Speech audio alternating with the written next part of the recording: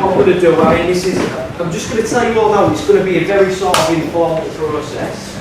Basically, what we're doing is, for the Larkin events, what are coming up, we want to assemble an audio anthology which captures the voice of Hull, which is you lot. All we're interested in is helping you take your words, record them, and just get them out there. And you decide your own level of involvement in that. But what we're going to do is focus on getting this audio anthology together and out, which is, I'm really chuffed that there's such a broad section of it, because for me that's what it's about, it's the voice of Hull. It's like age, race, gender, all stuff like that, it's all irrelevant. We just want to get people's work and get it out there. Also, we've got a date in July for the Larkin Festival, and what we'd like to do is get as many of you as possible to get up and perform some of your work. Now, I know what you're thinking, oh my God, what have I walked into? But we're not just going to say, get up there, this is what this is for. What we're trying to do is really just help you and be a resource for you to take that step, to get on the stage at Hull Truck and do your poems. That's it, that's the core objective. The basic structure for today is myself and Mike. This is Mike Watts. He's the co-host and organiser of Right to Speak. And I'm going to assume that a lot of you haven't been to it, but if you have, just be patient with me. What it is, we wanted to do a dedicated spoken word night in Hull Truck Theatre in the new building.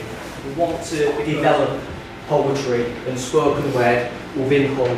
We want to be there for anyone who's interested in it to get involved. I think every poet in the entire universe, even aliens, start off as sock drawer poets. And what I mean by that is you've got a drawer where you keep your bits and bobs and your socks and you put your poems in it.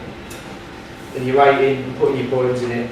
And eventually we're going to try and get you to get them out of the sock drawer and get them into the theatre. So to get up there and sort of like to get my stuff across to people, you know, through performance has been a really good thing. So yeah, that's so basically, as Joe was saying, if we can encourage anybody or help anybody in any way, you know, you don't have to put your poem down and perform without reading. It's not about that. It's just getting up, expressing yourself, getting your words out there, and just enjoying it. On that note, also, if anyone's willing, but there's no pressure to get up and do some readings.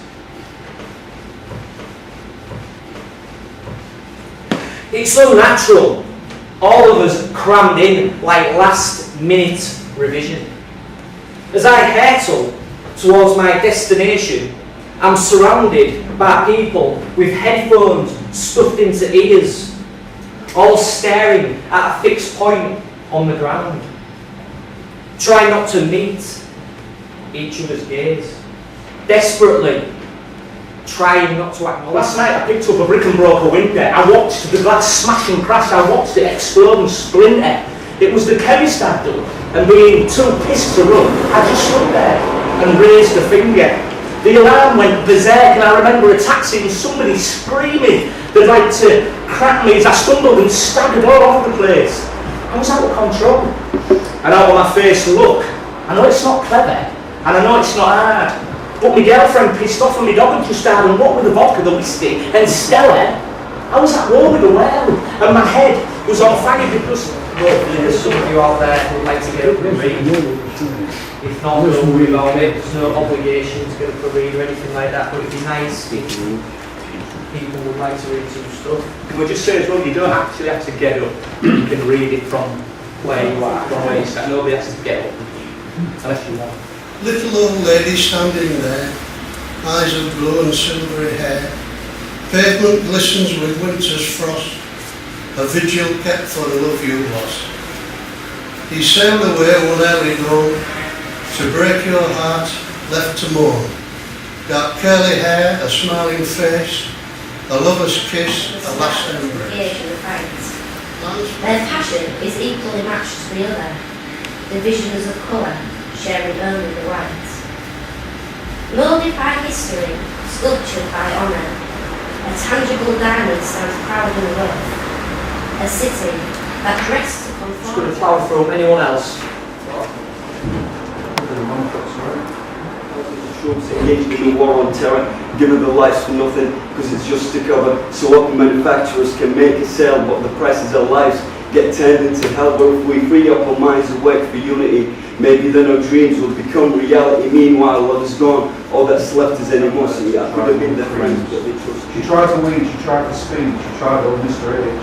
She had a night with Charlie, which really made her parlay, then she rocked her life away. Andrea was lovely, but wrecked in the end, but the dreams are always... Hello Death, I've got no fears. As you look, I'm in tears. Green slimy bones, all made to scare. Is it any wonder what stare?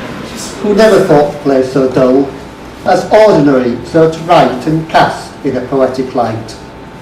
Of ambulances, ships up streets, Scarlight, Lincolnshire and Watermeet, Whitsun weddings and the like, observations of his bank, Flight 666 to Jehovah's Pillargate Airport. Prophecies are good and we pray for a smooth ascension. To ensure a pleasant passing over for yourselves and other passengers, please observe the following rules. No luggage, incest or mixed fibres in the aisles. No smoking, homosexuals, blasphemers or Mormons. And any souls left unattended may be removed and destroyed by the security services. Upon arrival in heaven, please have ready your passport. Sisters and brothers, and then there are others. Some are just friends with their maids. The clock reaches 9, they all stand in line. The teacher raises her hand. They know the rules. Pupils walk quietly into school, obeying the silent command. Now here come the group, the truancy troop. No intention that you might notice, I'm on my way, I quit. I'm leaving, I'm resigning, I've had enough of it. The sad thing is, you've just no idea that you've created this atmosphere. Respect has gone, there's only fear. It's time to change your ways, my dear.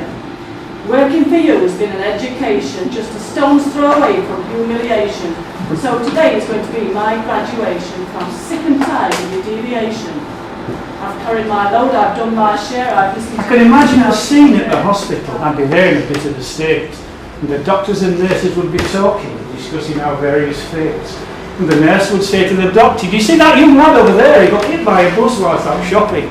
But he puts on his clean underwear." And a light would flash in heaven. And St. Peter would ring a bell to say, "If I died before morning, I shouldn't go straight down to hell." And God would say to St. Peter, "You know, just your consideration of care." Salted Peter Lento, today. The lions, tigers and French balloons. 2 dancing bears and seals to play tunes. The grounds are made up with elephants and giraffes. They get up to Sir Transit Shore and the roll shots out. They both get a ticket and enter the show. Just as the trapeze artist is taking a boat. You said your name began with J, but said I'd have to guess. Is it Jane, or Jean, or Joan, or June? Could it possibly be Jess?